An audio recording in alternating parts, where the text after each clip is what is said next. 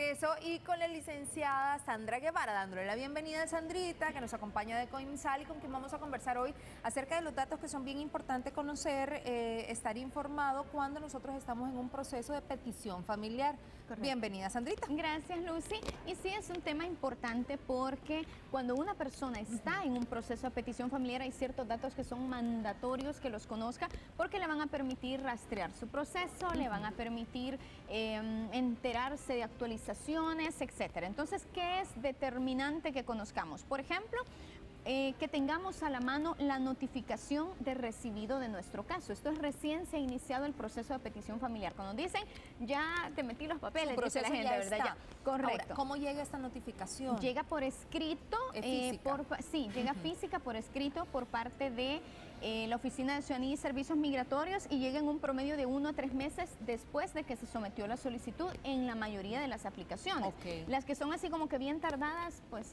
demora un poquito más, ¿verdad? Perfecto. Pero esto es importante tenerlo, ¿por qué? Porque ahí nos asignan un número de caso dentro de los Estados Unidos, que generalmente comienza con las letras EAC, WAC o LIN, dependiendo de la zona geográfica donde fue admitido nuestro proceso. Okay. Entonces esto es bien importante conocerlo porque nos va a permitir monitorear el caso en línea con inmigración. Después de esto es clave tener a la mano la notificación de aprobación del caso. Okay. Esta siempre la envía la Oficina de Ciudadanía y Servicios Migratorios y a partir de aquí redirecciona el caso al Centro Nacional de Visas. Aquí hablamos que ese número que nos habían dado de caso dentro de los Estados Unidos ya se convierte en un número de caso SNS de San Salvador. Con esto nosotros ya le podemos probar al mundo, por así decirlo, que tenemos un proceso de petición familiar aprobado. Sandrita, en cuestión de tiempos, para que más o menos las personas estén haciéndose una idea, ¿cuánto se puede tardar desde que le llegó la primera notificación del caso recibido hasta que le notifican de que el caso ya ha sido aprobado? Estamos hablando de un promedio ordinario de 30 a 90 días. Ah, perfecto. Es relativamente rápido. Luego de que fue recibido, porque recibido se lo reciben a todo el que somete una aplicación. Correcto, pero tiene que ser todos van a ser aprobados. Correcto, tiene que ser examinado para ver si cumplen con todos los requisitos y lograr la aprobación. Si no existiera una aprobación, ¿me notifican que no he sido aprobado? Okay. Puede ser que le digan que no o que le pidan documentos para llegar a la aprobación. Okay. Y cuando ya tenemos la notificación de aprobación del caso, ahí nos dan la fecha de prioridad. Esto es clave conocerlo porque es el equivalente a la espera que vamos a cumplir si la categoría de petición familiar bajo la cual nos están emigrando, pues tiene una espera definida, ¿verdad? Entonces es importante porque hay un calendario de visas, de procesamiento de visas que vamos a estar consultando para ir conociendo los avances o retrasos que tenga el caso. Y ahí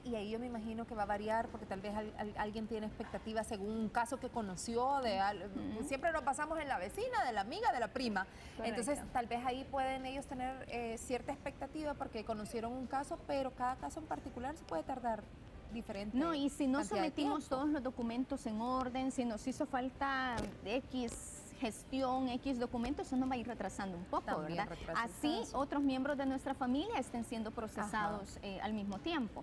Luego, cuando ya tenemos la fecha de prioridad, sí, eso es clave porque nos va a permitir ir monitoreando nuestro caso.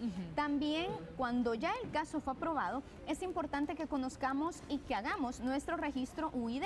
Esto es para la entrega de los documentos ya de nuestro proceso de petición familiar en la Embajada de los Estados Unidos. O sea, cuando ya nos hayan entrevistado, ¿a dónde nos van a mandar el pasaporte con el paquete de residencia?